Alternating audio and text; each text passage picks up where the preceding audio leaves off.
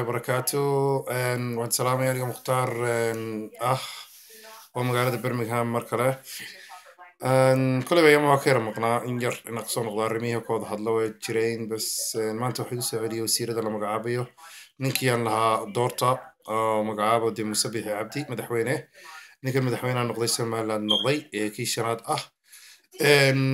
arrinkii aan ku doortay Muuse Biixi wuxuu ahaa inuu ninkan ku dhiiranaanayo arrimada saami qaybsiga oo dee inaan beesha dhexayna wax walba u badan oo saami qaybsigeedii sameeyo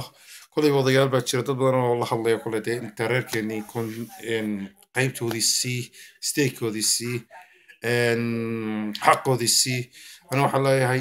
Muuse Biixi waxa lagu doortay aan lahaa dadkan ku doorto waxay inaan ninka ku dhiiranaysid noqonaysid arrimaha saami qaybsiga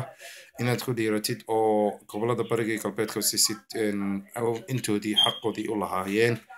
oo noqoto meesha Somaliland la wada leeyahay oo la oran Somaliland beelbaale iyo arrimahaas oo kale la soo hadal qaadin marka de kulay Muuse Biixi waa inaad taa ku dhiiratid soo duulnaatid madaxweynayaashii ka horreeyay oo dhan wala yiraahdo waa ninkii ugu horreeyay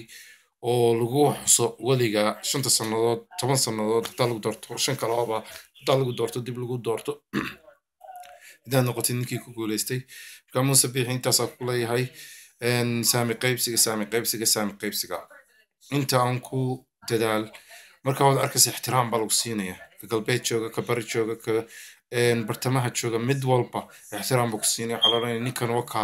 waxaas ku bilaabay talaabadiisii ugu horeysay si loo oran jiray mashruucii boqolka maalmood ee ugu horeeya intii ugu horeysay laga arko dadkuna ku farxaan marka cadaaladana alaali insha Allah waxa leeyahay dal joogna u badi kulay baa garanaya agaasimeyaasha guud baa awoodda leh wax walba kala wadi kara wasiiradu waxa weeye reer baa lagu qanciyaa waa la iskaga magacaabaa marka insha Allah gool Muuse Biixi